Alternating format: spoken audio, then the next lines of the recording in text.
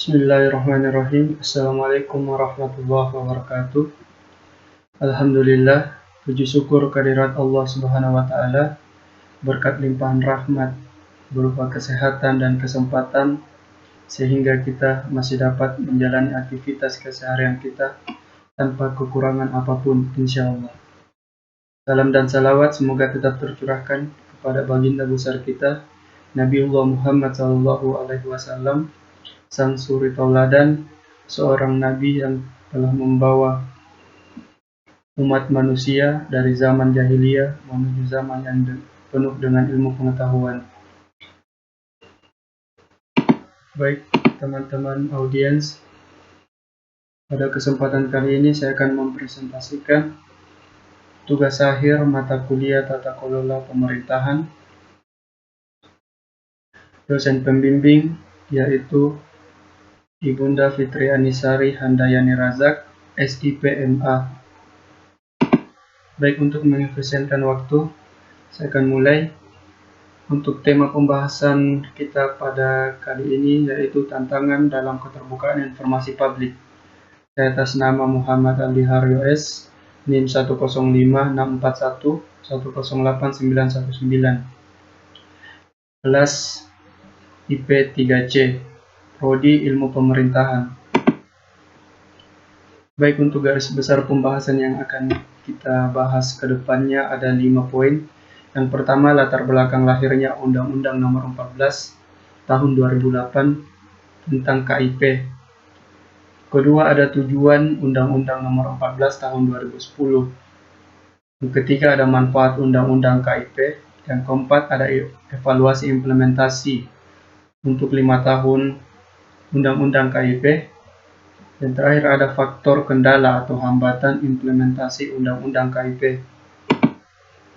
Yang pertama, latar belakang. Khusus reformasi birokrasi, DPR RI berkomitmen menyiapkan regulasi yang memberikan kemudahan bagi masyarakat untuk mengakses informasi publik, sehingga turut terlibat dalam proses pengembalian kebijakan publik. Kedua, ada keinginan pemerintah untuk menciptakan good governance atau tata kelola pemerintahan yang baik, yang tentu saja sejalan dengan era globalisasi.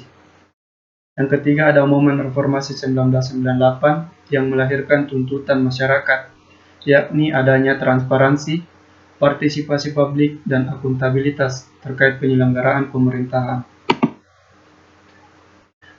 Selanjutnya, reformasi atau demokratisasi di bidang informasi. Tujuan Undang-Undang Nomor 14 Tahun 2010. Pertama, menjamin hak warga negara mengetahui rencana pembuatan kebijakan publik, program kebijakan publik, dan proses pengambilan keputusan publik. Kedua, mendorong partisipasi masyarakat dalam proses pengambilan kebijakan publik. Tiga, meningkatkan peran aktif masyarakat dalam pengambilan kebijakan publik dan pengelolaan badan publik yang baik. Keempat, ada mewujudkan penyelenggaraan negara yang baik, transparan, efektif, dan efisien, akuntabel, serta dapat dipertanggungjawabkan. Yang kelima, mengembangkan ilmu pengetahuan dan mencerdaskan kehidupan bangsa. Keenam, meningkatkan pengelolaan dan pelayanan informasi di lingkungan badan publik untuk menghasilkan layanan informasi yang berkualitas. Selanjutnya, manfaat Undang-Undang KIP. Transparansi. Pertama, transparansi dan akuntabilitas badan publik. Yang kedua, terciptanya tata kelola pemerintahan yang baik. Ketiga, akselerasi pemberantasan KKN. Keempat, optimalisasi perlindungan hak-hak masyarakat terhadap pelayanan publik.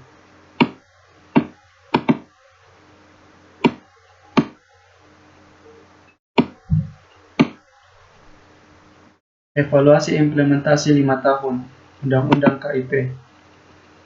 Sejauh manakah Undang-Undang KIP sudah terlaksana dan ditindaklanjuti sehingga tujuan dan manfaat adanya Undang-Undang KIP terrealisasi.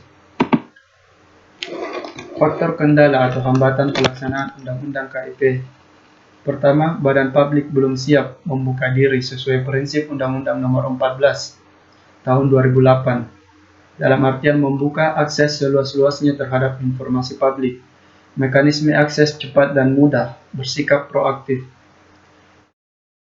Faktor kedua ada pada badan publik belum didukung dengan database yang lengkap. Faktor yang ketiga, belum terbentuk budaya untuk mendokumentasikan di lingkungan pemerintah. Faktor keempat, belum tersedia sumber daya manusia yang memadai di bidang dokumentasi dan pelayanan informasi. Faktor kelima, belum maksimalnya sosialisasi keberadaan Undang-Undang Nomor 14 Tahun 2008, baik di pusat maupun di daerah. Faktor yang keenam, dukungan anggaran yang memadai di tingkat pusat maupun daerah.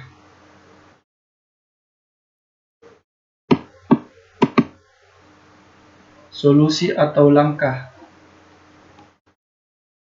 KIP secara berkesinambungan melakukan sosialisasi secara maksimal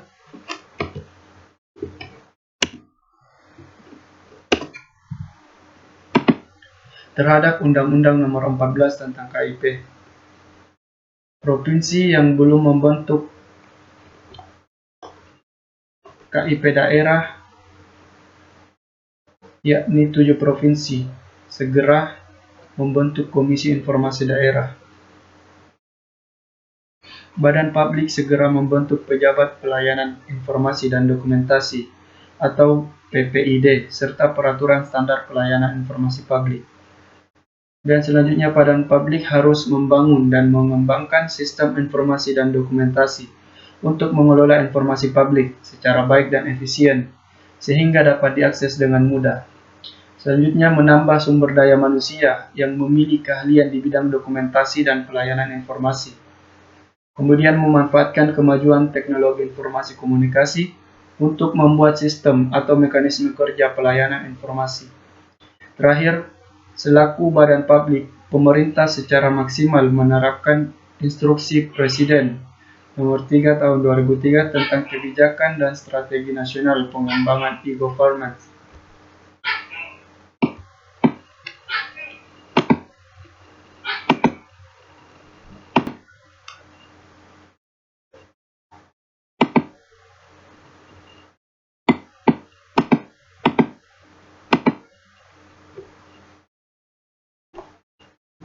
Baik teman-teman audiens, saya kira cukup sekian presentase dari saya. Saya atas nama Muhammad Aldi Haryo S. mohon undur diri. Apabila teman-teman audiens ingin menanggapi atau memberikan pertanyaan, silakan ketik di kolom komentar. Baik, akhir kata, Astaghfirullah wa atubu ilaik. Assalamualaikum warahmatullahi wabarakatuh.